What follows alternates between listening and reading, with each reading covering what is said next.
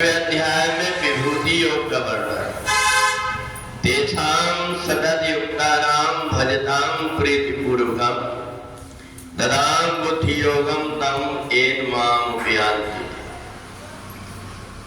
भगवान कहते हैं जन्म से व्यक्ति बहुत कम अच्छी बुद्धि लेकर के आता है, उसे यही आकर के और परमात्मा की कृपा से अच्छी बुद्धि प्राप्त होती है। जब वो व्यक्ति परमात्मा से जुड़ा हुआ होता है, परमात्मा से लगा हुआ होता है, परमात्मा देखते हैं कि इसके अंदर परोपकार की और सेवा की भावना है, तो ददामि बुद्धि योगम तम, भगवान उसको पवित्र बुद्धि दे देते हैं। मनुष्य अपने स्वार्थ के लिए तो अपना सब काम करते रहता है, परंतु परमार्थ के लिए और परमात्मा के लिए कुछ करना नहीं चाहता। वो परमात्मा से और ये चाहता है कि मेरे को कुछ मिल जाए, परंतु जब तक के व्यक्ति कुछ करता नहीं तब तक उसे कुछ प्राप्त भी नहीं हो पाता। इसलिए जो संसार के लिए कुछ देने की सोचता है, कुछ करने की सोचता है, वो महापुरुष कहलाता है। और उस संसार से मेरे को कुछ मिल जाए, यही उसकी धारणा बनी रहती है। वो ना तो परमात्मा की सेवा करना चाहता, ना दूसरों के भले के लिए कोई काम करना चाहता, और ना ही दूसरे व्यक्ति मेरे व्यवहार से दुखी ना हो, ये भी उसको ज्ञान नहीं होता। तो जिस प्रकार से पशुओं की वृत्ति होती है, पशु केवल अपना स्वार्थ देखता है, वो ये नहीं देखता कि मैं दूसरों का भी भला करूं, उसे केवल अपना लगा रहता है। तो इसलिए वो व्यक्ति संसार में अलग दिखाई देते, जो समाज के लिए कुछ करना चाहते, समाज को कुछ देना चाहते। और इसलिए ऋषि मुनि महात्मा अपनी आवश्यकताओं को सीमित करके जंगल में रहते थे और वो समाज को बहुत कुछ देते थे। उनके ही कृपा से व्यक्ति अपने राजपाट को चलाता था।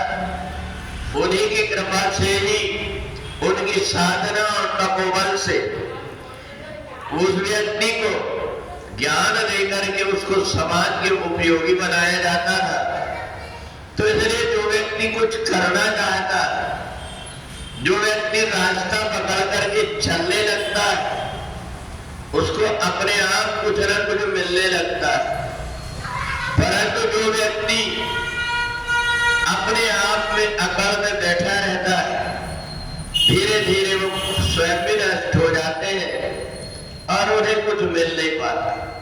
इसलिए ददाम बुद्धि योगम तम, बुद्धि की जो पवित्रता है, हमें क्या करना चाहिए, ये ज्ञान व्यक्ति अपने आप से प्राप्त नहीं कर पाता। उसे इसके लिए खोज करना पड़ता है, उसको अंतरंग में प्रवेश करके उसको देखना पड़ता है कि मैं यहाँ संसार में जन्म लेकर के आया हूँ, समाज को मैं क्या दे रहा हूँ।